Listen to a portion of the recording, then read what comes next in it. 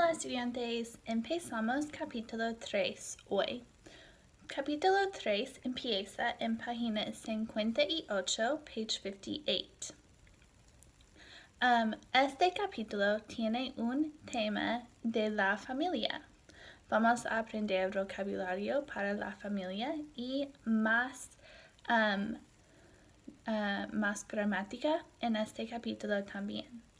La cultura para este capítulo tiene información sobre México. México tiene 112 millones de habitantes.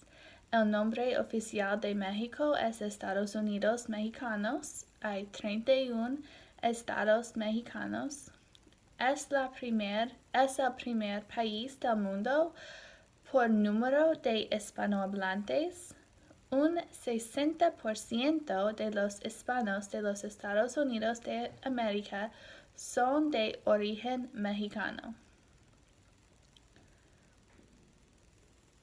El nombre México viene de los mexicas, el nombre original de los aztecas. The Mexicas were the founders of Tenochtitlan, which was one of the largest cities in the world in the 16th century. Mexico City is built on that remains. Pardon my pronunciation of the Aztec name. The oldest of the Mexican indigenous civilization is the Olmec, and these are the creators of the famous colossal heads in Mexico. Vamos al vocabulario en página 60, page 60. Yo soy una esposa. El nombre de mi esposo es Evan. Tengo dos hijos. Se llaman Gavin y Owen. Soy una hermana. Soy una hija también. Tengo muchos primos. Tengo muchos tíos también. So that's a little bit about myself to talk about, to introduce family vocabulary. So there's a family tree on page 60, and it describes relationships. So we have abuelos, we have padres, tenemos tíos, primos, hermanos, hay mascotas. We also see a couple of forms of tener. Yo tengo, tú tienes, usted tiene. Vocabulario útil is helpful vocabulary as well. Okay. The use of family terms can vary from country to country, and it also can vary according to social class and to the formality or informality of a situation. So you could use madre, padre, or mama, mommy, papa, papi. Same with grandparents. Like we all have grandparent nicknames that we have. You might call your grandparents grandmother or grandma, or it could be Nana or Mimi or Gigi, or there's a lot of different names. So Spanish incorporates that as well.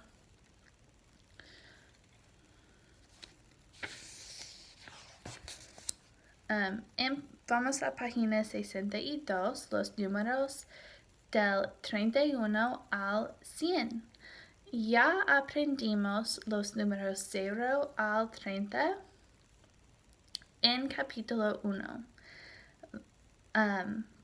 Estos son los números del 31 al 100.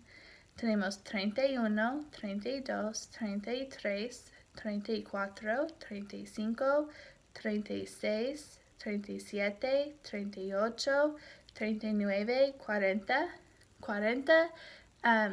and then we have 40, 50, 60, 70, 80, 90, 100. All of the numbers from 31 to 100 are formed in this manner. So we have 31. we would have 42, 53. They are three separate words. We have cien, which is used before nouns and in counting. We're not going to go past 100 today. Conversación A, más problemas de matemáticas. This is a good practice to do, to practice numbers and writing them out. Hay una nota cultural sobre el sistema hispano de apellidos. Apellidos is your last name. En los países hispanos, las personas llevan why can I not talk? Sorry, y'all.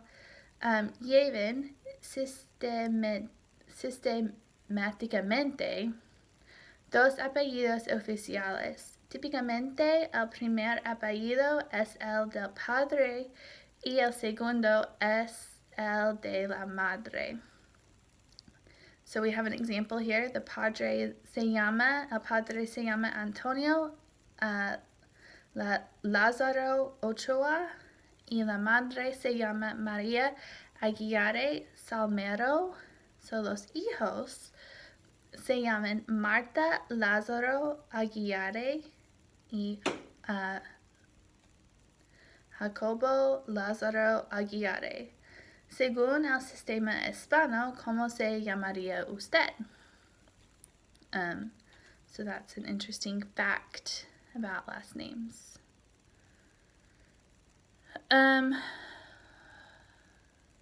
Okay. Vamos a los números de teléfono. B en página 63. This is a part of a page from a Mexican phone book. So you can see that the names are similar to what we just learned about in the last names. And then you'll see that how Hispanic countries say phone numbers in a different way.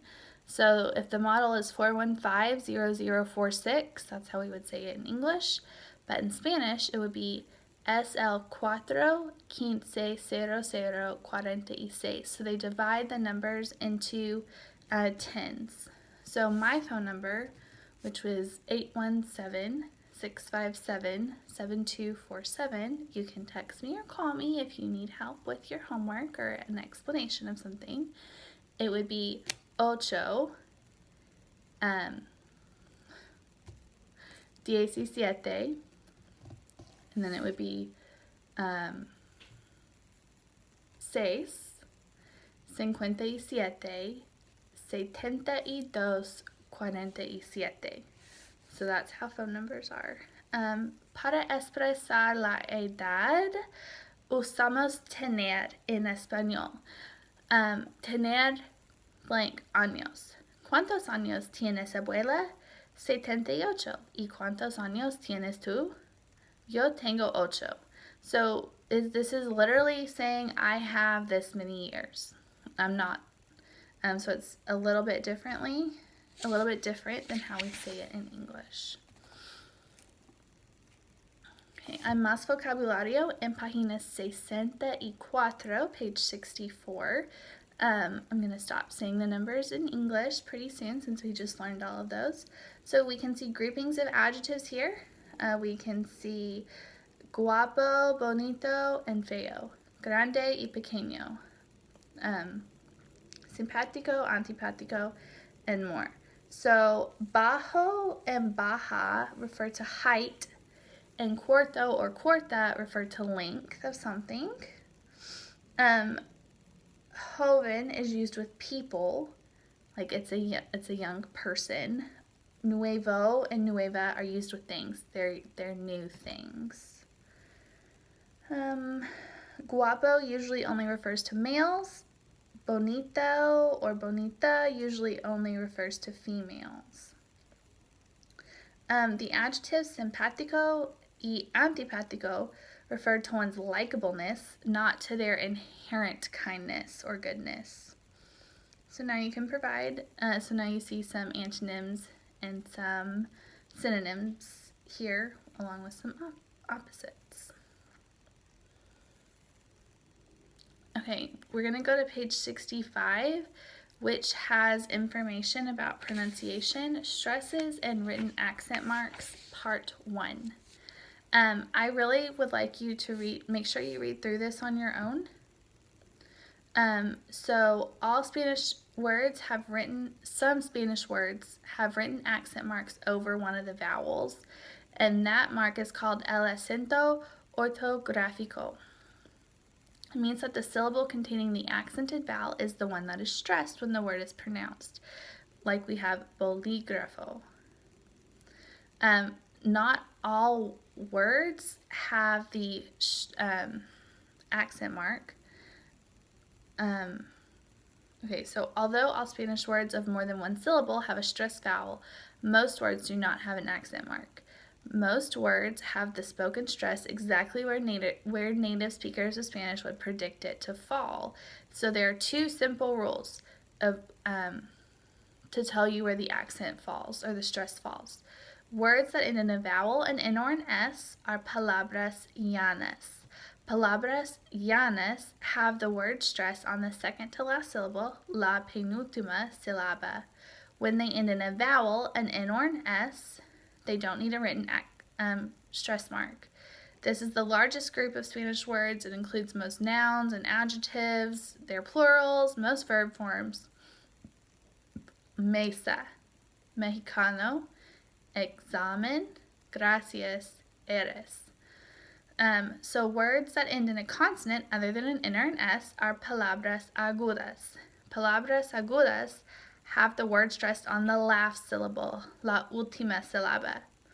When they end in consonants other than an N or an S, like a D, an L, an R, they don't need a written accent stress mark. This includes infinitives and many other common words that end in dad or in al. And there are some examples here. Usted, español, profesor, estar, doctor. So you can hear where the stress on the word falls. Learn this. It will help you a lot when you're working with accent marks. Read through it on your own and do the practice on your own. It's not assigned, but I would highly recommend it. Okay, so that's all for today, and we'll meet back again tomorrow.